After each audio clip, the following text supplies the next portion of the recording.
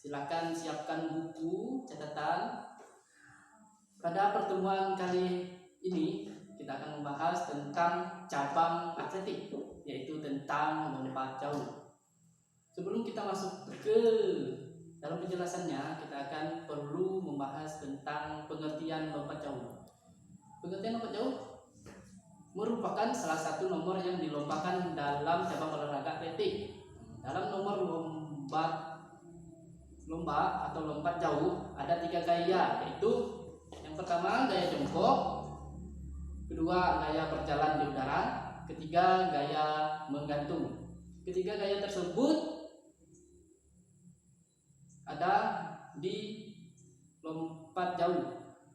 Gaya termudah adalah gaya jongkok. Pada bagian ini atau pada penjelasan ini akan kita bahas tentang lompat jauh gaya jongkok. Bagaimana agar memperoleh atau memperlombakan dapat mencapai prestasi yang maksimal. Ada 3 faktor pendukungnya, yaitu 1.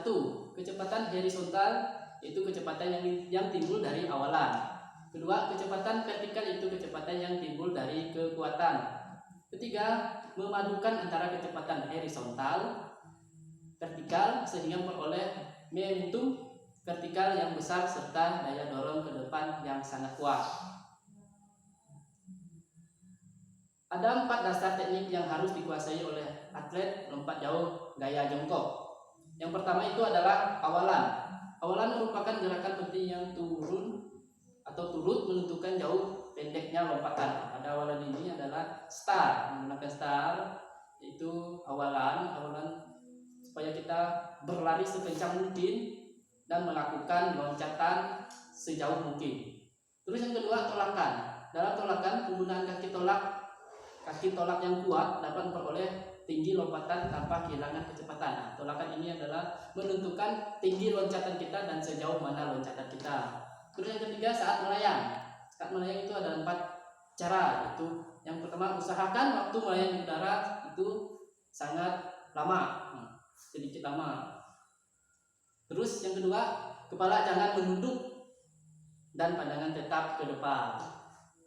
Terus yang ketiga, sikap badan tetap condong ke depan. Tidak usah tegak, tidak usah miring kiri kanan dan sebagainya.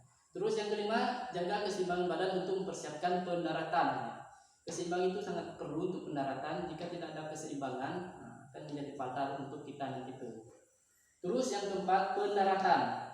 Dalam melakukan pendaratan perlu adanya koordinasi antara gerak kaki, kepala, tangan dan tumit pada saat menyentuh pasir. Dalam pendaratan itu adalah sangat menentukan seberapa jauh kita mendarat di bak pasir. Gerakan kaki, kepala dan tangan itu sangat menentukan pendaratan kita bagus, sempurna apa tidaknya. Terus selanjutnya kita akan bahas tentang ukuran lintasan dan bak pasir. Nah, ini kita sangat perlu untuk membahas ukuran dan lintasan dan bak pasir dari perlombaan lompat jauh. Lintasan, nah, kita menjelaskan tentang lintasan. Panjang lintasan itu adalah 30 sampai 40 meter. Sedangkan lebar lintasannya itu adalah 1,25 meter. Sedangkan bak pasir panjangnya yaitu 9 sampai 11 meter. Sedangkan lebarnya 2,75 meter. Untuk info, pada nomor lompat jauh dan lompat jangkit, atlet harus mendarat di kotak berisi pasir. Semua atlet lompat jauh atau lompat jangkit itu adalah harus mendarat di kotak yang berisi pasir. Jika tidak mendarat di kotak yang berisi pasir, maka atlet tersebut atau perlombaan tersebut akan didiskualifikasi atau dinyatakan gagal mengikuti perlombaan. Adapun latihan-latihan pendukung bagi atlet yang mau atau bagi siswa-siswi yang mau melatih atau melakukan lompat jauh. Yang pertama itu melompat dengan awalan 4 langkah dan mendarat dengan 2 kaki bersama-sama. Terus yang kedua, atau yang terakhir lompatan meraih benda di atasnya.